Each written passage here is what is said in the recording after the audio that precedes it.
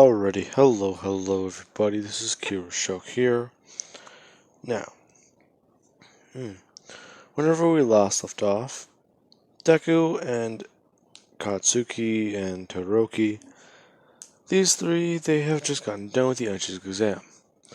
Deku actually doing something that impressed quite a lot of people, along with getting Recover Girl to heal him, after getting on her bad side. Which is basically him doing what Canon Deku does all the time. Breaking his fucking bones. Anyways. Now, with that being said, Deku would begin to walk away. After he got healed, he'd start walking away and see Todoroki. The two beginning to walk together. Deku would eventually get to the locker room, get his backpack, and change, being able to at least put on a spare shirt. He figured that his flames might destroy one of his shirts, or at least destroy his jacket, so his mom at least told him to prepare for the event. Deku sliding on a black shirt. As he would walk out of the locker room, quite a lot of people do want to at least talk to him, at least get him to answer some questions, but Deku would do one thing. Walking over to these two and asking them if they'd like to go get lunch somewhere. The two actually somewhat arguing about where to go.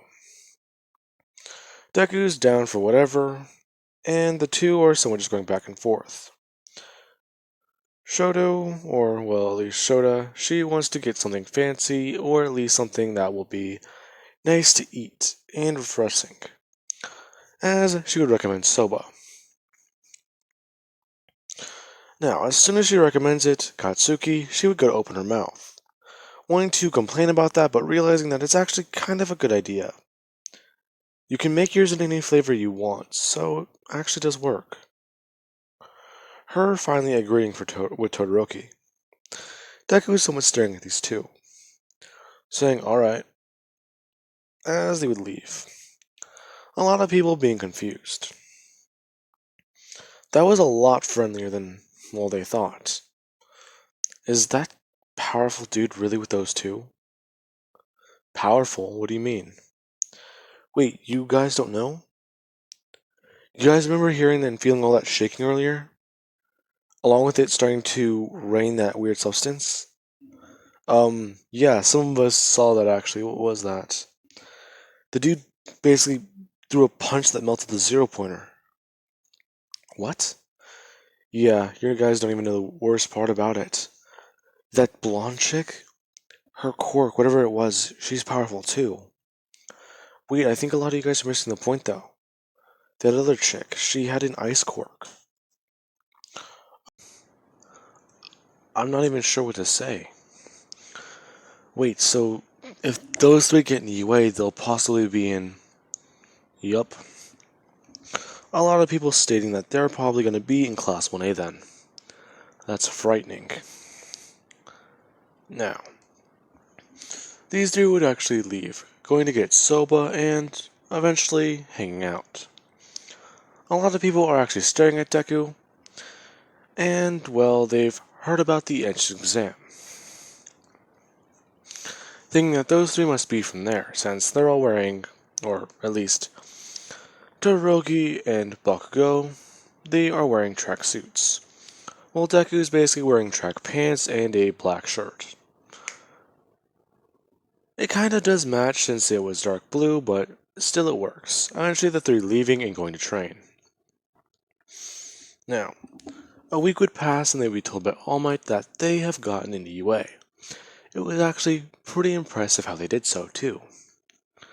But he does have one question. Turning to Deku, asking if he has gotten a hold of One for All, and his other quirk. He understands that training it is a bit difficult and hard, but if you can use your two quirks in conjunction, then that would be great. Can you please give it another try? Deku actually beginning to do so, as he would begin to increase his heat, and slowly turn on One for All. All Might watches as Deku just stands there, at 15%. as his body somewhat starts to glow and actually start turning blue, as fire would spark from both of Deku's arms and around his body, as Deku is just standing there. Now, Deku, he would look down at his hands for a second, seeing this.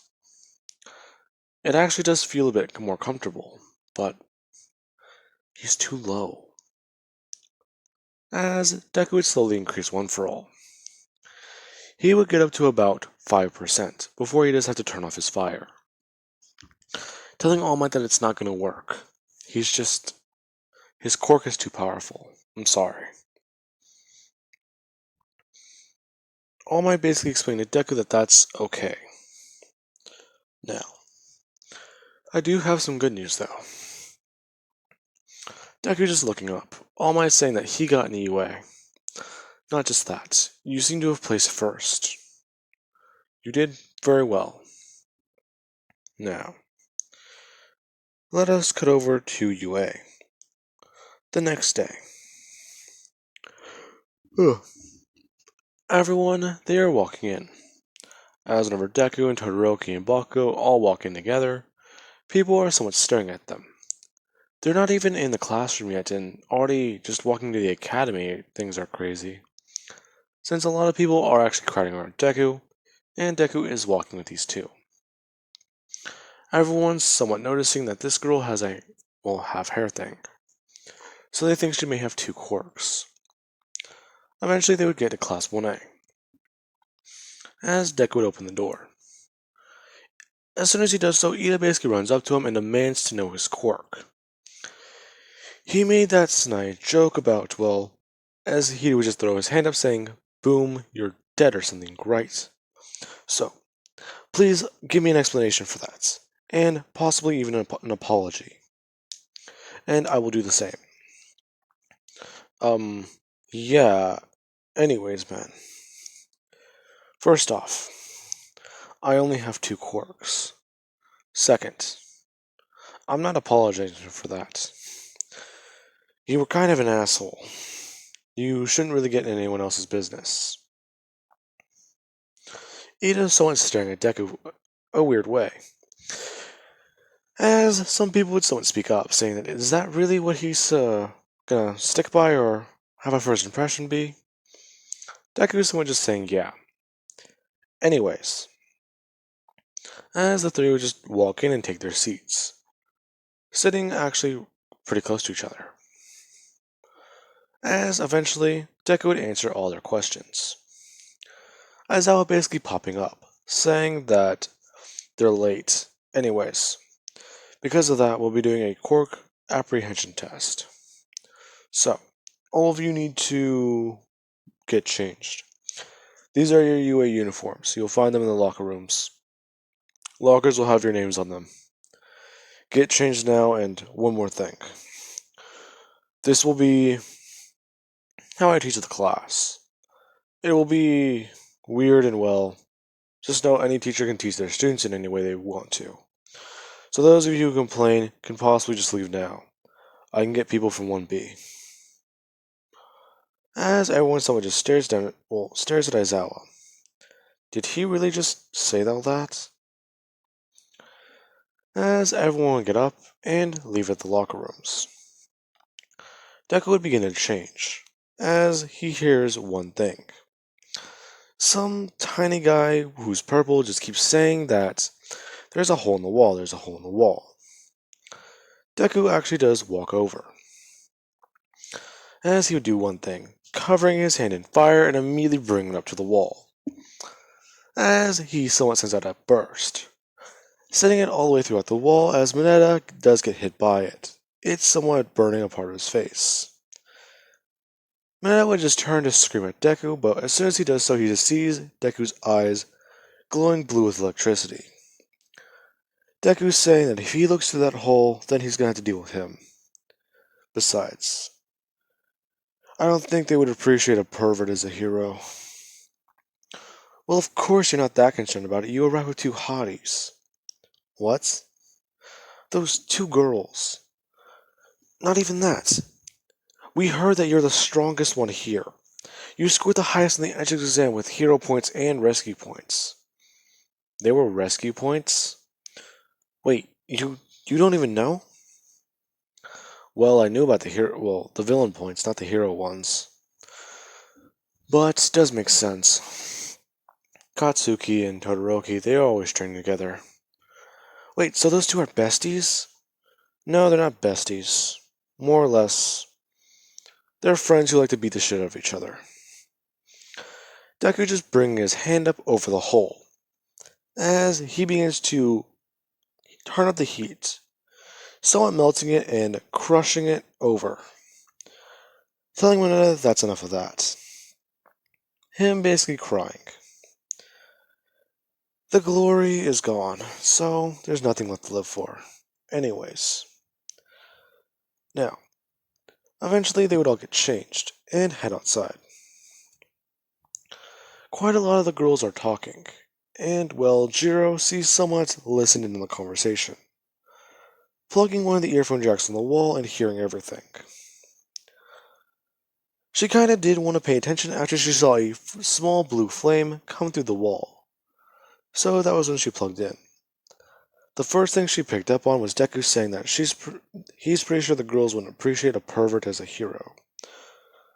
So, that was at least good to know. As Aizawa begins saying that, this is what you guys will be doing. Anyways,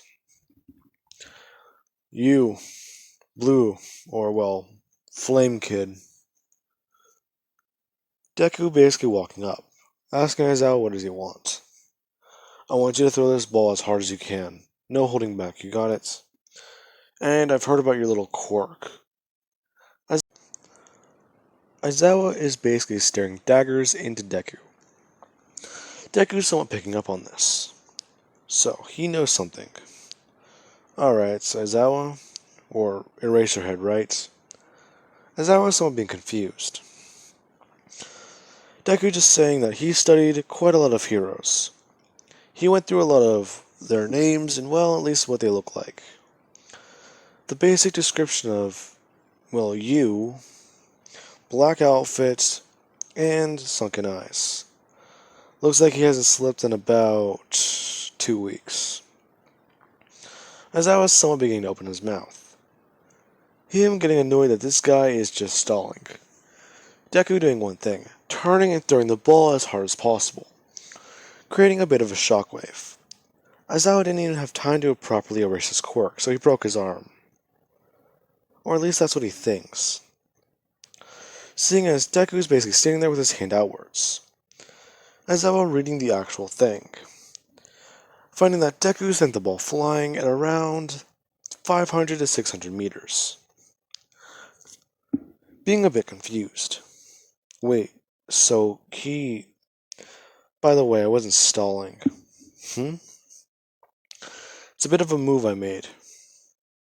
Cover your palm in fire and start spinning. Stays up enough, and you can basically create a small fireball.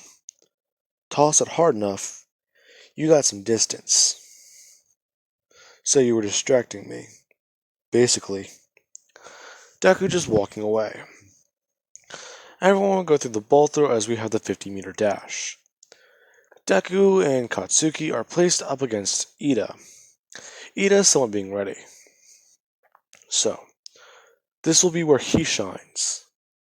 This will be good.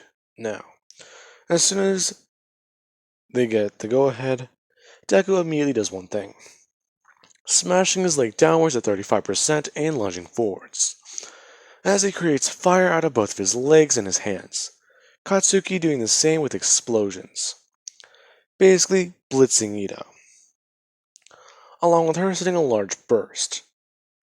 This large burst from both of these two at the start would have thrown Ida away, or at least sent him flying. Him not even getting the chance to take a step. He would have to get back up and complete the 50-meter dash, getting 10 seconds behind these two. So, or no, that's not 10, he would get 15 seconds actually. Because I want to say that these two would get about 2 seconds flat, or at least 3 seconds. and Ida having to get up very fast, and then him completing a 50-meter dash at, I believe his max speed was 120 miles. That would be very fast. Not sure how fast, but I want to say it would take him a long time to get up. Now, for the long jump, Deku, he would jump up high and begin to use his quirk to somewhat fly. He doesn't completely fly, but he does at least be able to stable out for a minute, slowing his descent.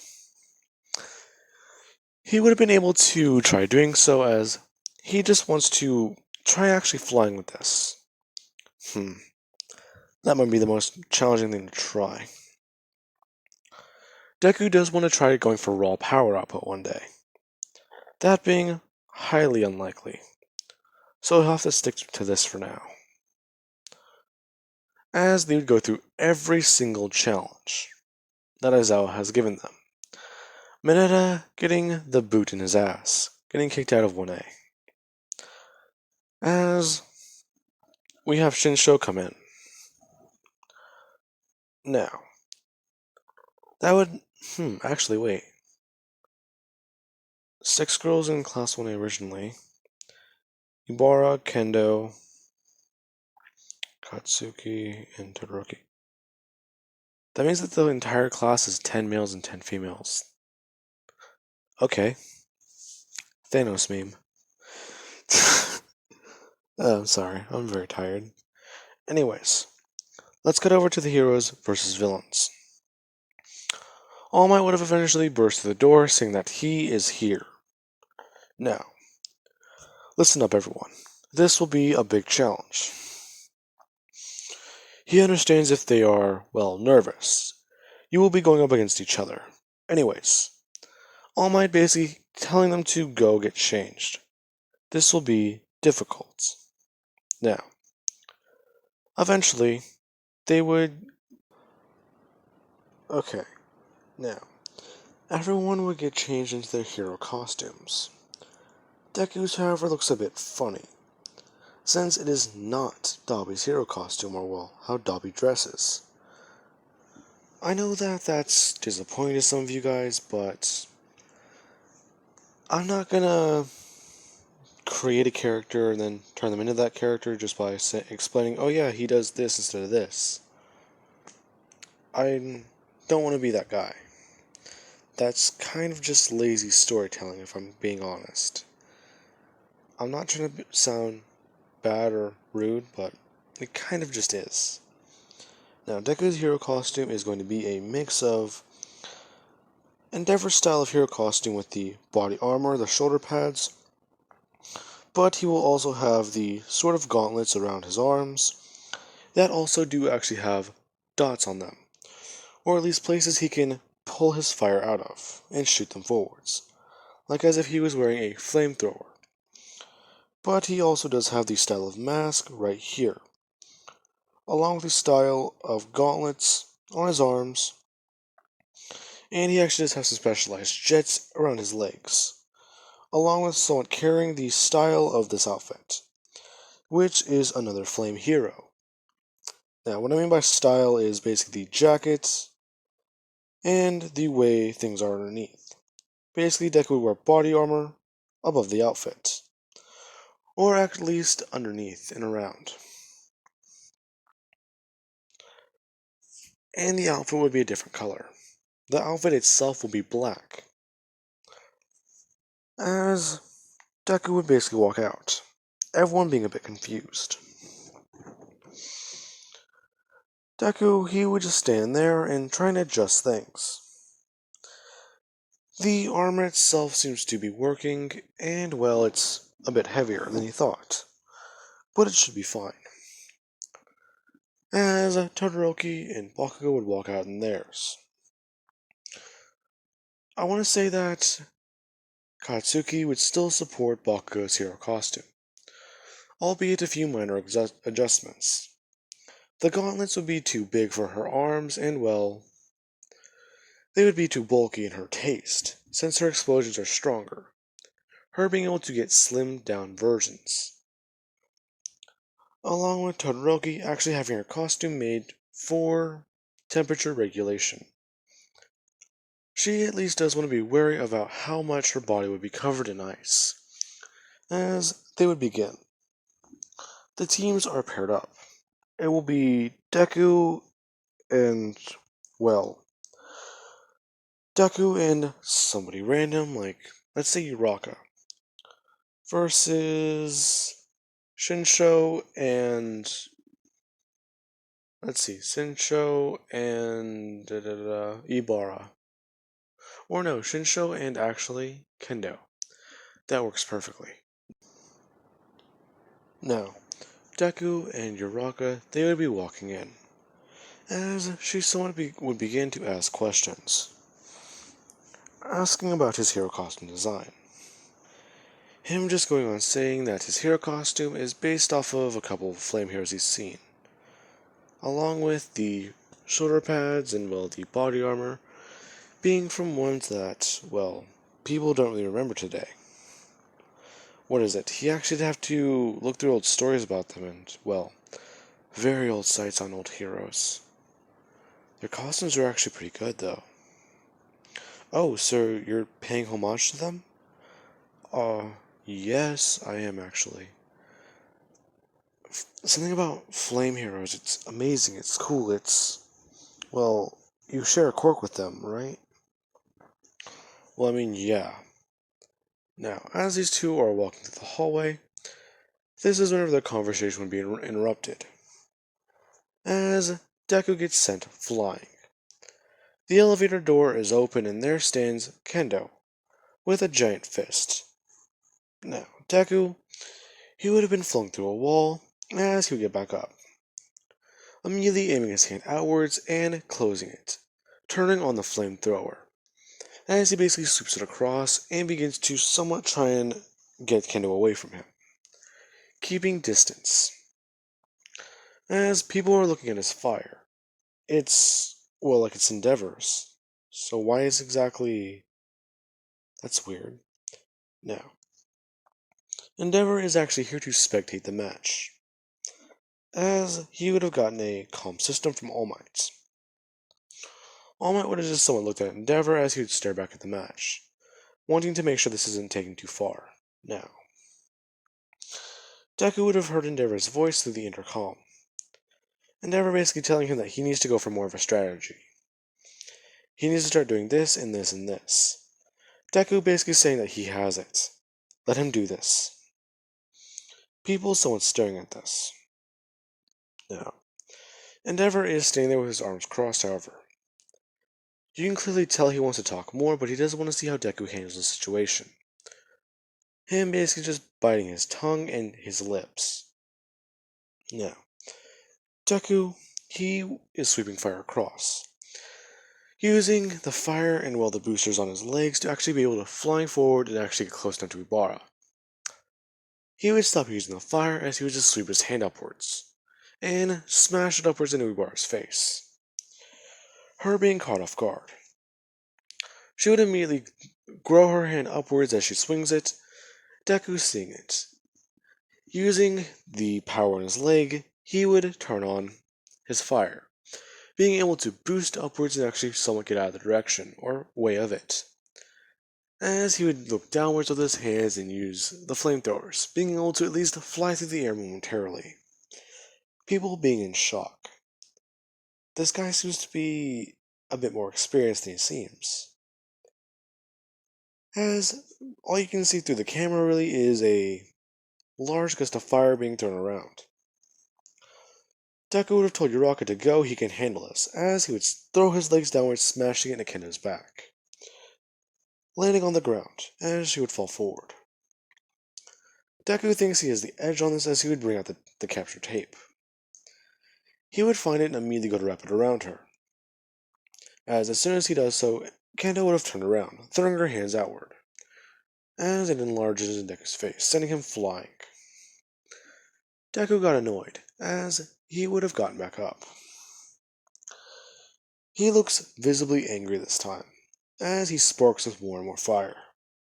This time, however, he covers his face and his hair, along with most of his head, as he would grab onto his arms and somewhat spin the gauntlet around, confusing people, as it basically sits underneath his wrist now, and there's something else in Deku's hand. Him immediately just pulling onto his, or at least flexing his hand, closed into a fist, as a large sound can be heard, as a little stream of fire would go shooting across the screen. Kendo would be in shock, seeing exactly what that was. Deku being to shoot bursts of fire directly at her. These are concentrated, so it's a bit more, well, hard to dodge.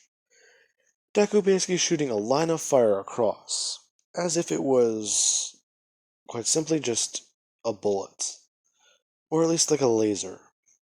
Using it like a laser pointer, Deku would begin to somewhat try and corner Kendo, or at least get her close by, as these two would be in a grapple. These two are actually fighting for physical strength now. Kendo somewhat appreciating Deku's strength, saying that it's actually rare that she sees someone who's able to get up after a couple punches. Really now, Katsuki can hit harder than you. But, well, as Deku would somewhat just close his hand more, tightening his grip, saying that she's not Katsuki. As this beam would shoot out of Deku's hand, bursting upwards into the ceiling. Kendo being confused as Deku would just begin using One for All in his right arm.